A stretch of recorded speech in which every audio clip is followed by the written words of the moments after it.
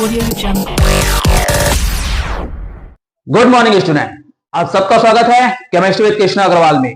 और आज के क्लास में हम पढ़ने वाले हैं कक्षा 12वीं रसायन में जो आपके अर्धवार्षिक और वार्षिक परीक्षा में पूछे जाने वाले महत्वपूर्ण क्वेश्चंस, जो कि आपके एग्जाम में 3 नंबर के ब्लूप्रिंट के अकॉर्डिंग पूछा जाता है।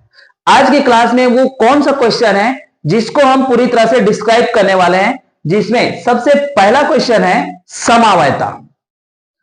समावयता में से आपके एग्जाम में, चाहे वो हाफ ईयरली एग्जाम हो, चाहे वो ईयरली एग्जाम हो, फाइनल एग्जाम हो, उसमें क्वेश्चन आना ही आना है, जिसमें मैक्सिमम ये जो 4 पॉइंट दिखाई दे रहे हैं, जैसे आयनन समावयता, हाइड्रेट समावयता, बंध समावयता और उपसहसंयोजन समावयता। इस प्रकार उपसहसंयोजी यौगिकों में पाए जाने वाले जो समावयता है, उसमें मैक्सिमम टाइम ये 4 क्वेश्चन को पूछे जाते हैं। आप लास्ट ईयर का क्वेश्चन उठा के जब देखोगे तो ये क्वेश्चन आपको कहीं ना कहीं दिखाई देगा ही देगा, और ये एग्जाम में आप प्रिपरेशन करके रखिए, ये क्वेश्चन डेफिनेटली पूछा जा सकता है। इसके आगे हम जो देखेंगे, संयोजकता बंध सिद्धांत के आधार पर आपके सामने में दिया हुआ है, निम्न अणुओं को व्याख्या करना है। हमारे पास जो वीबीटी है, और इस साल हमारे सिलेबस में वीबीटी के साथ साथ सीएफटी क्रिस्टल फिल्ड थ्योरी के बारे में भी आप लोगों को पढ़ना होगा। इसमें से भी क्वेश्चन पूछे जाते हैं। तो अगला क्वेश्चन जो आज हम पढ़ने वाले हैं, उपसहसंयोजी यौगिकों का आईयूपीएसी नामकरण। आईयूपीएसी नामकरण, समावयता और संयोजकता बंध सिद्धांत के अनुसार अणुओं की व्याख्या करना। इस चैप्टर से ये 3 क्वेश्चन बहुत ही इंपॉर्टेंट रोल प्ले करते हैं। ये तीनों में से कोई ना कोई एक क्वेश्चन आपका एग्जाम में आना ही आना है। तो स्टार्ट करें। सबसे पहले समावयता। सबसे पहले हम देख रहे हैं आयोनाइजेशन, आइसोमेरिज्म।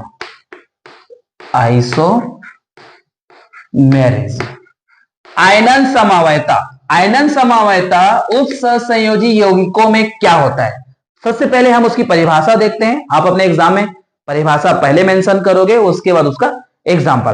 परिभाषा ऐसा है, समान संगठन के ऐसे यौगिक जो कि विलयन में उनके आयन्स अलग अलग होते हैं, इस प्रकार के समावयता को हम क्या कहेंगे, आयनन समावयता। साफ साफ इसमें वर्ड्स में इस दिखाई दे रहा है कि आयन्स का फॉर्मेशन होना है। जैसे कि एग्जांपल देखते हैं, तो फर्स्ट में CONH3 5BrSO4, इसका होता है बैंगनी कलर। जब हम इसका विलयन तैयार करेंगे तो ये देता है गहरा कलर, देता है गहरा बैंगनी कलर। जब इसी को डिसोसिएट करेंगे विलयन में तो ये ब्रेक डाउन होगा हमारा CONH3 5Br, और ये टूट जाता है SO4 2-। इस प्रकार ये सॉल्यूशन तैयार करेगा, अपने आप को क्या कर देता है, ये आयोनाइज्ड कर देता है। ठीक है, इसी का जैसे हम जान रहे हैं मॉलिक्यूलर फॉर्मूला सेम होता है, स्ट्रक्चर अलग होता है। CONH3 5, अब अंदर में हम लोग ला देते हैं SO4 को, और ये हमारा Br। तो ये जो कलर शो करेगा ये हमारा लाल कलर शो करता है, और ये CO ब्रेक डाउन होता है जब सॉल्यूशन तैयार करेंगे अपन NH3 5, और ये SO4 ब्रैकेट ऑफ, और ये हो जाता है Br, जिसमें देखिए ये 2- है तो ये कॉम्प्लेक्स 2+, ये 1- फॉर्म में होता है, तो ये हमारा क्या हो जाएगा 1+। अब हम देखते हैं इसका नाम क्या होता है। नाम, आईयूपीएसी नाम जब हम पढ़ेंगे तो ये सारा चीजों को तो देखना होता ही है।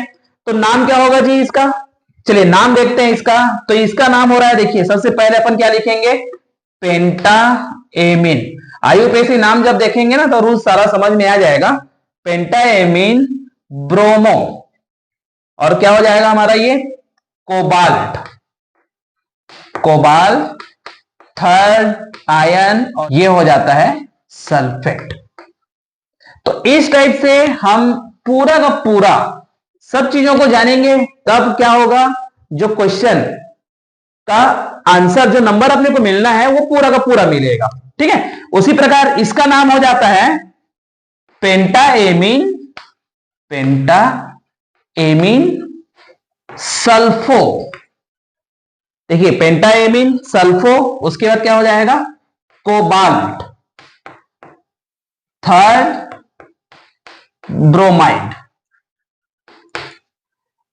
इस प्रकार आप दोनों चीजों को लिख सकते हैं। आयनन समवायता की परिभाषा भी मेंशन करना है, एग्जाम्पल भी देना है और IUPAC नाम, ये आपको एग्जाम के लिए बहुत फायदेमंद हो सकता है। अब अगला देखते हैं, सेकेंड पॉइंट है हमारा हाइड्रेट आइसोमेरिज्म। हाइड्रेट आइसोमेरिज्म, इसमें नाम से ही समझ में आ जा रहा है, हाइड्रेट मतलब इसमें कहीं ना कहीं हमारा जल का अणु होगा। पानी के जो अणु होंगे वो इस प्रकार कॉम्प्लेक्स के अंदर पाए जाएंगे। चलिए अब हम लोग परिभाषा देखते हैं।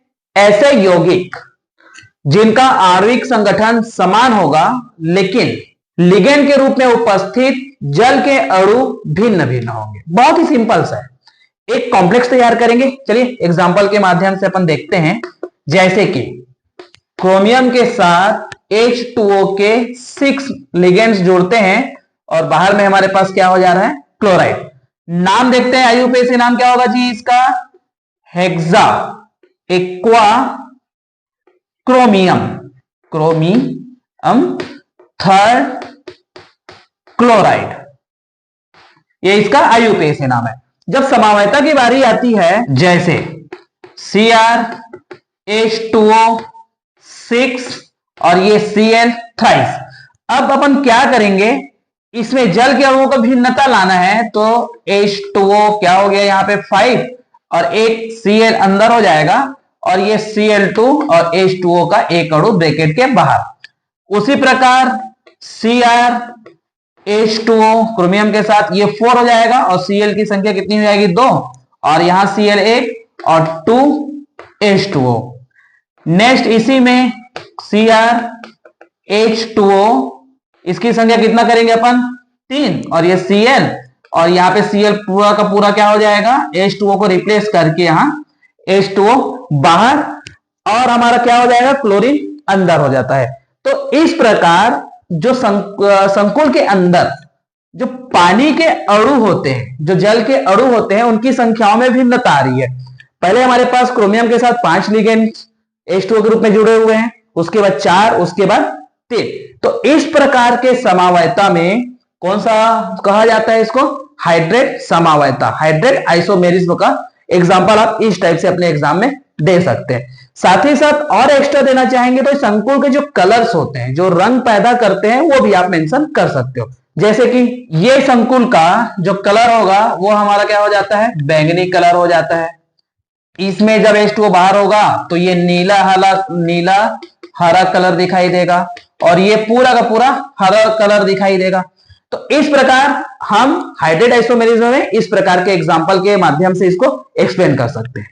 टोटल 3 नंबर के क्वेश्चन आते हैं, 1.5 नंबर का 2 आइसोमेरिज्म को दिया जा सकता है। ठीक है, चलिए अगला हम देखेंगे। तीसरा पॉइंट हमारा है बंधन मतलब लिंकेज, लिंकेज आइसोमेरिज्म। तो लिंकेज आइसोमेरिज्म की परिभाषा को हम लोग किस प्रकार देंगे, इस प्रकार के समावयता ऐसे कॉम्प्लेक्स में पाए जाते हैं जिसमें उभय दंतुर लिगेंड उपस्थित होते हैं।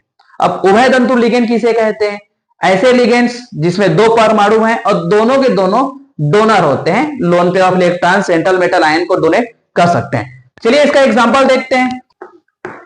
CONH3 5NO2, इसका नाम है पेंटा एमीन नाइट्रो कोबाल्ट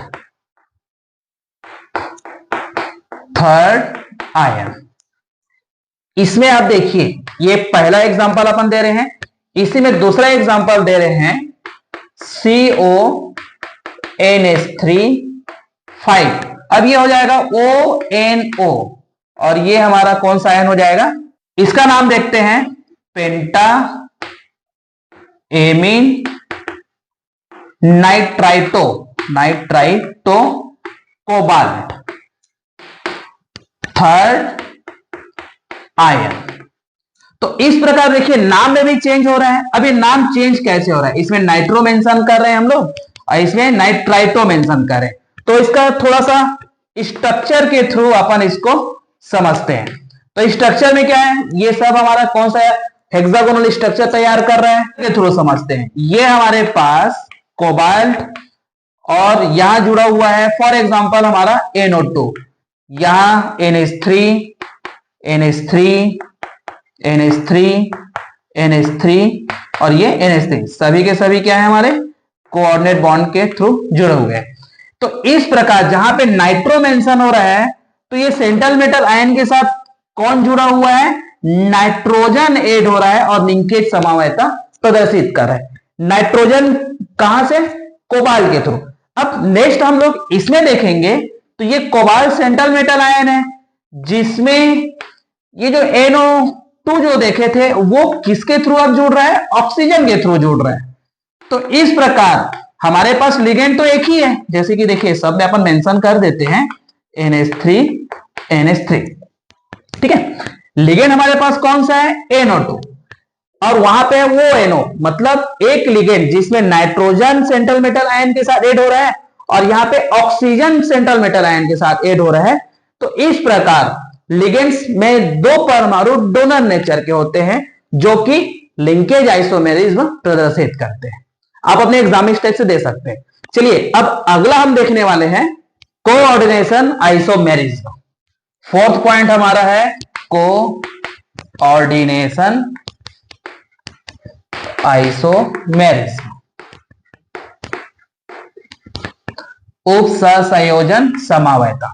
तो उपसंयोजन समवायता भी परिभाषा सबसे पहले लिखोगे और लिखने के बाद अपन क्या करेंगे, उसमें उसका एग्जाम्पल देंगे और अपना अच्छे से नंबर देंगे। चलिए परिभाषा ये होता है, इस प्रकार के समवायता ऐसे यौगिक में पाए जाते हैं जो कि संकुल एनायनिक और केटायनिक दोनों नेचर के होते हैं। जैसे जिसमें हम एग्जाम्पल के लिख सकते हैं CO NH3 6 bracket of, second complex तैयार करते हैं क्रोमियम CN6, ये फर्स्ट कॉम्प्लेक्स हो गया।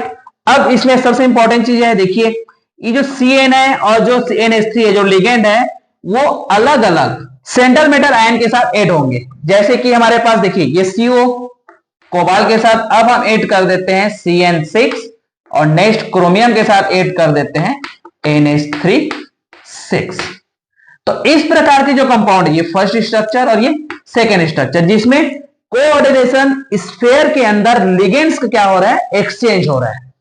इस प्रकार के समावयता को हम कोऑर्डिनेशन समावयता या उपसंयोजी समावयता कहते हैं। इसमें से आपका 3 नंबर का क्वेश्चन आना है, मैं पहले ही बता चुका हूं। अगला हम देखने वाले हैं इसमें IUPAC नॉमेनक्लेचर।